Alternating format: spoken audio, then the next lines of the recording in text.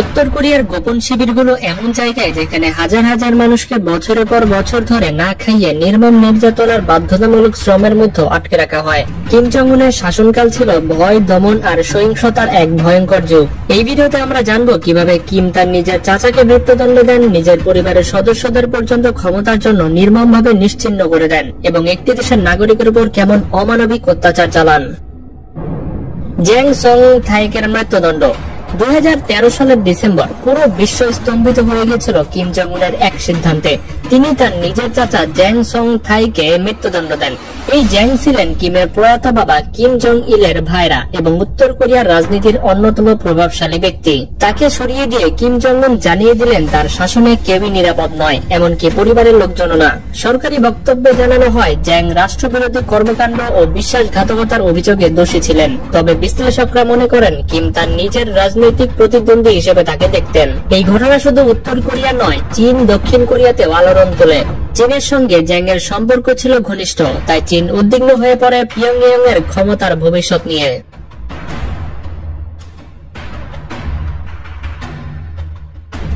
রাজনৈতিক নির্মূল অভিযান। 2011 সালে ক্ষমতায় আসার পর থেকেই কিম জং উন শুরু করে একের পর এক রাজনৈতিক পরিষ্কার অভিযান। একের পর এক শীর্ষ সামরিক এবং রাজনৈতিক নেতাকে হত্যা, বন্দী কিংবা নির্বাসনে পাঠানো হয়। 2015 সালে উত্তর কোরিয়ার সামরিক প্রধান ইয়ং চোলকে একটি সবাই ঘুমিয়ে পড়ার অভিযোগে প্রকাশ্যে হত্যা করা হয়।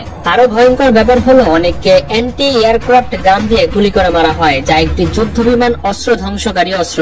এসব নির্মূল অভিযানের লক্ষ্য ছিল কিমের শাসনের প্রতি চ্যালেঞ্জ ছড়ে দেওয়ার সাহস কাউকে না দেওয়া। একই সঙ্গে এসব ঘটনা পুরো রাষ্ট্রযন্ত্রকে ভয় ঢুকিয়ে দেয়। 3 প্রজন্মের শাস্তির বিধান। উত্তর কোরিয়ার ইতিহাসের সবচেয়ে ভয়ানক নীতি হচ্ছে 3 প্রজন্মের শাস্তির আইন। এই আইনে যদি একজন ব্যক্তি কোনো অপরাধ করে তাহলে শাস্তি ভোগ করতে হয় তার সন্তান, নাতি, এমনকি পরবর্তী প্রজন্মদেরকেও। এই নিয়ম কেবল একজন মানুষকে নয়, বরং একটি পরিবারকে নিশ্চিহ্ন করে দেওয়ার জন্য তৈরি করা হয়েছে। এই নীতির কারণে অনেক পরিবারকে জীবনের পুরোটা সময় শ্রম শিবিরে কাটাতে হয় এবং বংশানুক্রমে দাসত্বের মতো জীবন পোহাতে হয়।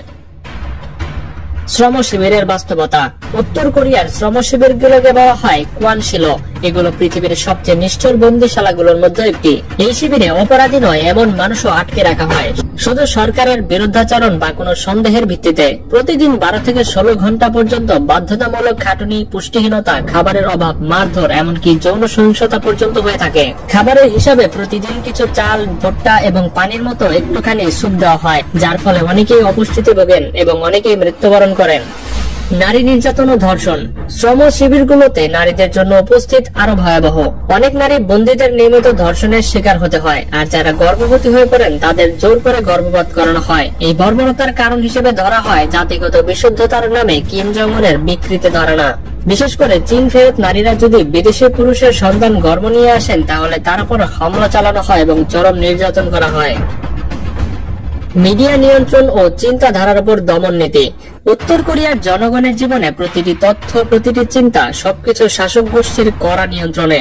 এখানে কোনো বিদেশি টিভি চ্যানেল দেখা নিষেধ, কোনো বিদেশি গান শোনা নিষেধ, এমনকি কারো কাছে যদি বিদেশি চলচ্চিত্র বা গান পাওয়া যায় তাহলে তাকে মৃত্যুদণ্ড পর্যন্ত দেওয়া হয়। কোনো ব্যক্তি যদি দক্ষিণ কোরিয়ার ড্রামা দেখার কারণে ধরা পড়ে তাহলে পুরো পরিবারকে শাস্তি পেতে হয়। 3 প্রজন্ম নীতি অনুযায়ী অপরাধী সন্তান এবং নাতিরাও এ শাস্তির ভাগিদার হয়। স্কুল থেকে অফিস, প্রতিটি জায়গায় জনগণকে নিয়মিতভাবে চিন্তা বিশ্লেষণ সেশনে অংশ নিতে হয়। সেখানে তাদেরকে শেখানো হয় কিভাবে কিম জং উনের ঈশ্বরের মতো পূজা করতে হবে, কিভাবে শত্রু রাষ্ট্র আমেরিকা এবং দক্ষিণ কোরিয়াকে ঘৃণা করতে হবে। এমনকি ব্যক্তিগতভাবে কিছু চিন্তা করা বিপজ্জনক। কেউ যদি কোনো প্রশ্ন তোলে আমরা কেন এত কষ্টে আছি, তবে তাকে রাষ্ট্রদ্রোহী হিসেবে ধরে নিয়ে যেয়ে গোপন কারাগারে আটকে রাখা হয়। নির্যাতন ও প্রকাশ্য মৃত্যুদণ্ড। উত্তর কোরিয়ার শাস্তি শুধুমাত্র কারাগারের মধ্যেই সীমাবদ্ধ নয়, রাষ্ট্রীয়ভাবে মানুষের উপরে চালানো হয় শারীরিক ও মানসিক অত্যাচার। বিশেষ করে যারা সরকারের বিরুদ্ধে কথা বলে বা বিদেশে পালানোর চেষ্টা করে তাদের উপর চালানো হয় নির্মম অত্যাচার। বিভিন্ন কারাগারে কুকসু নামের এক ধরনের টর্চার টেকনিক চালানো হয়। এই পদ্ধতিতে বন্দীকে ঝুলিয়ে রেখে পিটানো হয়। কখনো কখনো 1 সপ্তাহ পর্যন্ত খাবার না দিয়ে রাখা হয়। শুধু নির্যাতনই নয়, মৃত্যুদণ্ড এখানে ভয়াবহভাবে প্রকাশ্য দেওয়া হয়। স্কুলের ছাত্রদের সামনে একজন বন্দীকে ফাঁসি দেওয়া হয়, যেন তারা শিখে নেয় রাষ্ট্র বিরোধিতা কিভাবে থামাতে হয়। একজন শিশু শরণার্থী বলেছে তিনি মাত্র 10 বছর বয়সে দেখেছেন কিভাবে একজন মহিলাকে প্রকাশ্যে শাস্তি দেওয়া হচ্ছে, কারণ তিনি একটি বিদেশি সিনেমা দেখেছিলেন। এ ধরনের জনসম্মুখে মৃত্যুদণ্ড শুধুমাত্র শাস্তি নয়, বরং এটি একটি ভয়ভীতি প্রদর্শনের হাতিয়ার, যাতে কেউ কখনো শাসকের বিরুদ্ধে মাথা না তোলে। উত্তর কোরিয়ার এই নিষ্ঠুরতা কোনো গল্প নয়, বরং বাস্তবতা। এই দেশটি যেন এক জীবন্ত দুঃস্বপ্ন, যেখানে স্বাধীনতা মানে মৃত্যু আর বিরোধিতা মানে পুরো পরিবার সহ নিশ্চিহ্ন হয়ে যাওয়া। কিম জং উনের শাসন এই পৃথিবীর অন্যতম নিষ্ঠুর স্বৈরতন্ত্রের উদাহরণ। আপনি যদি মানবাধিকারের পক্ষে থাকেন, তাহলে অবশ্যই উচিত এই ভিডিওটি আপনি শেয়ার করে সকলকে জানিয়ে দেবেন। নিচে কমেন্টে লিখে জানান আপনার মনে হয় এমন শাসকের বিরুদ্ধে বিশ্ববাসীর কি করা উচিত। ভিডিওটি কেমন লেগেছে সেটাও আমাদেরকে কমেন্টে জানাতে পারেন। আর ভিডিওটার একটা লাইক অবশ্যই দেবেন এবং চ্যানেলটি সাবস্ক্রাইব যারা এখনো করেননি তারা দ্রুত সাবস্ক্রাইব করে দিবেন। তো দেখা হচ্ছে পরবর্তী পর্বে মজার কোন এপিসোড নিয়ে। আজকের মতো এখানে বিদায়। আল্লাহ হাফেজ।